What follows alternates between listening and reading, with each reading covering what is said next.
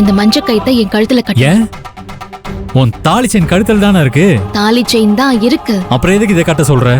சொல்றேன், இந்த தாலி செயின் கொஞ்ச நாளைக்கு விருந்தாளியா போகுது. நீ என்ன சொல்ற ஆதிர? என்னங்க நீங்க இன்னுமா உங்களுக்கு புரியல? இந்த தாலி செயினை கழட்டி தரேன், இதை அடமான வச்சு பணத்தை வாங்கிட்டு வாங்க. இல்ல ஆதிர, அதெல்லாம் ஒண்ணு வேணாம். நான் எப்படியாவது பணத்தை புரட்டுறேன். எப்படி புரட்டுவீங்க? யார்கிட்ட கேப்பீங்க? சும்மா பிடிவாதம் பிடிச்சிட்டு இருக்கிறதுல எந்த பிரயோஜனமும் இல்ல சொல்லிட்டேன். பிராக்டிக்கலா யோசிச்சு பாருங்க.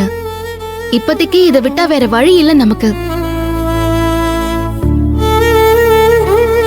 இங்க பாருங்க, ஒன்னும் யோசிக்காதீங்க. இந்த தாலி செயினை அடகு வச்சீங்கன்னா எப்படியாவது 2 லட்சமாவது கிடைச்சிரும். அதுல 1 லட்சத்தை வச்சு கடனை அடைச்சிட்டு இன்னொரு 1 லட்சத்தை வச்சுட்டு ஒரு 3-4 மாசத்துக்கு குடும்ப செலவை எப்படியாவது சமாளிச்சிடலாங்க.